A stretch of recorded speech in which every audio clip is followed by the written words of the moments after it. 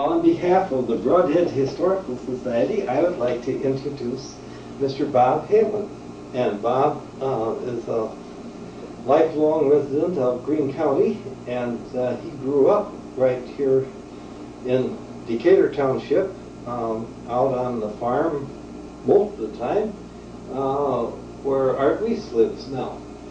And Bob was going to tell us about some of the early flying and early aviation things that happened around in Greene County prior to World War II. I would like to just add that Bob was a pilot up until just about 3 years ago, when he said he quit flying, and was a pilot all during World War II over in Europe.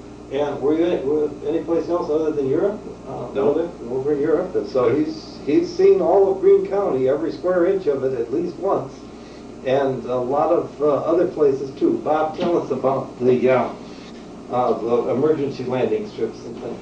Well, these emergency airports were built back in the late 20s as an emergency field for the airlines. And these light towers were constructed on them for navigation at night, because you got to realize that the airlines, or no one else, had radios for navigation at that time. It was all sea and luck. So that was one way they had to run this light line from Chicago to Minneapolis. There was one there on the Jack Cooley farm, and it was put up around 1927, 1928, as I recall. I don't know of anyone that ever used it in an emergency, but they did have an air show there in about 33, 34, 35 once, and I got a ride in a big old tri-motor airplane there on that field. The one preceding the one here in Jordan Prairie was down at Sherland, Illinois, and then the next one northwest was up by New Glarus. I would presume they were probably about 40 miles apart. I presume they figured that if anybody airline really needed it, they could also always glide to any one of the closest fields. And the field was built in an L shape, and when they first built the thing, they rolled it real hard, and they used as the criterion when it was hard enough for an airport, they used an old truck. At that time, all the trucks were old Buick touring cars cut down, and if they could drive that truck on that field 35 miles an hour and not leave a track, then it was done. It was kept mowed all the time. I have to find out, I may be able to find out yet, who mowed it and what year it was discontinued. I know the airport was discontinued quite 2 or 3 years before the tower was ever taken down.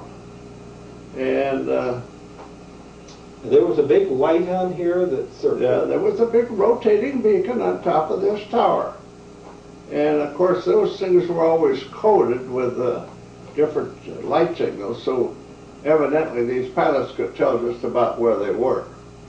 And like the light on the one up here in Decatur Township, that light from the air would look different than the light up by Mount Horeb. Yeah, I would know where you're at. Yeah. Different color or something. Either a different color or a different cycle. And of course, these pilots usually ran the same line often, so they probably knew what light was which. Did you ever see any of these planes when you were little? Oh, sure, in the daytime. Did you, flying over? Oh, sure. They come over the farm? Yep, you bet. And I'd be plowing corn and looking up there, and gosh, I wish I was up there. Oh, yeah? What kind were they? Well, I never saw any close up, but I would presume that there was probably the Douglas DC-2, and before that, I don't know what it would have been before that. Now, were they always on a schedule? I don't recall that. But they were passengers and mail both, huh? Yes, I would presume. Now, when you say the first pilot that you know of in our area was Mr. Catterley. Yeah, Roy Catterley. And he had learned to fly in an airport in Madison that used to be on the south side of the Madison, where the South Mall is now, and there's, I think, some insurance company building out there. That's the old South Airport. And he had a monocoupe airplane that he used to keep down at the farm, which was the old Flake farm when him and his brothers farmed there in the summertime. And he'd give you a ride if you wanted to, but the boy, he was sure going to scare the hell out of you if he could. And then he had that airplane stored in that airport up there, and that hangar that it was stored in caught fire, and there were 7 or 8 airplanes all burned up. And as far as I know, he did not fly after that. When do you think that fire was? That fire? When do you think that fire was? When did he quit flying, do you think? Ooh, I would say in the early 1930s, 34, 35. So he quit flying in 1934. As far as I know. He really was an early time pilot. Yeah. If he was flying before that. And you say that airport is where the South Mall is now. Yeah. That's interesting. Now, did he just land on the fields out there? Sure. Just land on the hay field.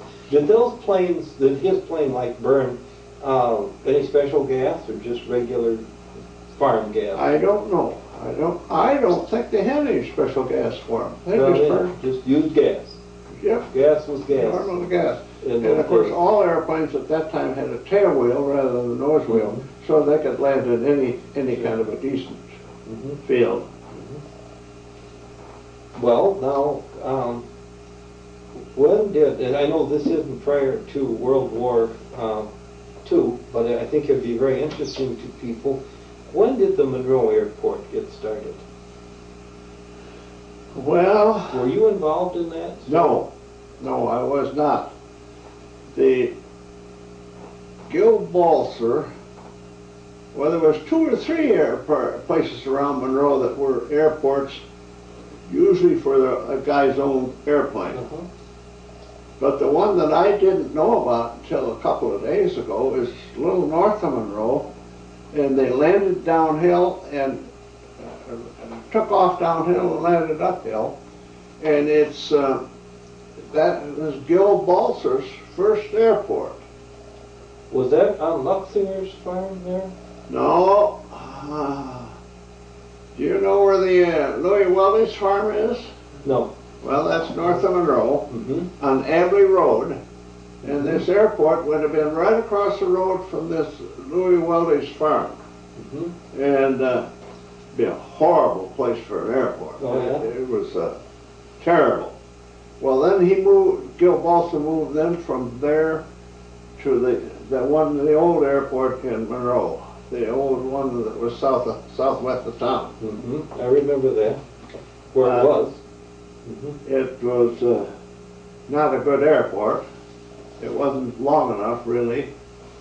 And they had to come across, if you came in from the north, you had to go around Bloom's Barn and then over a power line and then cut your power and get down. I was always amazed because I never flew out of there until after I came home from the war. And I was always amazed that they never killed anybody out there because it was an unsafe airport. But that must have been a piece of cake for you to land in. You'd had so many hours in by then. Well, Well, I never had any trouble with it, but I never enjoyed it. Yeah. Well then, how, the present airport, when did that start? In let's see, it's been there, soon be 30 years. That belongs to the city. Yeah, that belongs to the city. Mm-hmm. And how did they happen to come about deciding to have an airport? well, the State Department,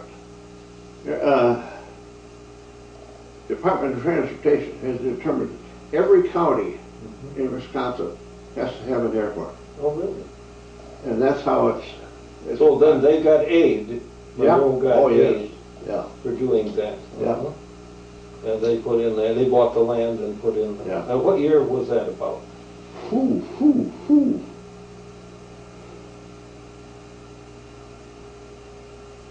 Well, I would say about 1960, About 60, that airport.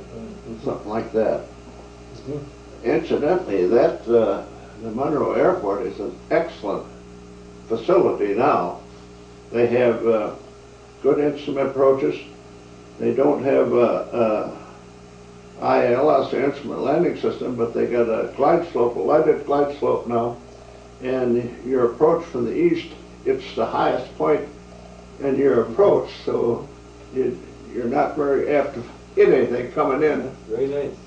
From the west, it's not quite as good yet, but eventually it will. And they've now extended the other runway, so we can get small jets. We get quite a lot of small jets in there.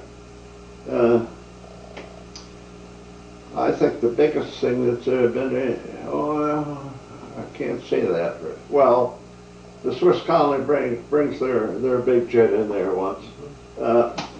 If they're not fully loaded and they are not too heavy, and if the runway isn't wet or something like that, they come in and out. What kind of jet is that? How big a jet is that? Oh, that's a big two jet engines. Mm-hmm. And it's about a 10, 12 place airplane. Oh, sure. It's But they can get in there all right if they don't have too big a load. Get in and out. Yeah. That's interesting. Well, the insurance companies dictate, what they have, they have a accelerated stop distance that they use. Yeah. And the Monroe Airport now is 4,999 feet. Well, that's a long runway. Mm-hmm. They don't dare go over that, otherwise they go to a different category. Then they got to have a fire department on the airport. Really? Is that right? Oh, That's yeah. interesting to know. I'm glad to hear that.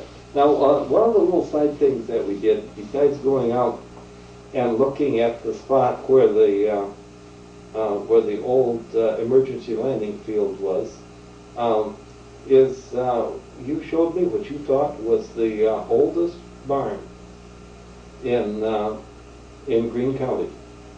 And tell us about that. Well, that farm originally belonged to the Dawson family. I think they were probably the original owners of all that land. And that farm was originally 302 acres. Well, when my dad bought the farm, I don't know exactly when, 16, 17, something like that. We sure had it by 1918 because it's in the old flat book here. Yeah. My grandfather was up farming on the Downey farm up by Monroe. And my dad owned the farm that is now, or was, Conrad Bussard's farm, and my Uncle Fred owned the farm straight east of the Dawson farm. So when this Dawson estate came up for sale, my granddad told my dad and my Uncle Fred, put your farms up for sale. Whichever one sells first will move to the Dawson farm. Well, my dad's farm sold to Conrad Bussard, and then they moved. They built the house up there, I don't know what year, probably 16, and they moved up there. And then they sold, I think, 60 acres to Uncle Fred straight east of there. And the land joined him. Your grandpa and grandma, your great-grandpa and grandma sold that to him. I think my dad did. Oh, your dad did? Well, maybe my grandpa Sure. did. I don't know who all was involved. Mm-hmm. And they sold 40 acres back to Conrad Bussard. Mm-hmm. So that left the Dawson farm with 202 acres. And that included the Dawson Cheese Factory, which is right across the road. Mm-hmm. And then that barn there that we drove down and looked at, we went to Art Reese's farm, which is the farm that Bob is talking about now. And we went down to the old horse barn on Art Reese's farm. And that's the one that you think is probably the oldest barn in Greene County. Yes, I think it is. Because that Dawson family lived there in that old house for many, many years. And they farmed it somewhat, but not very extensively, not like they do now. Well, that's very interesting. That's very interesting. And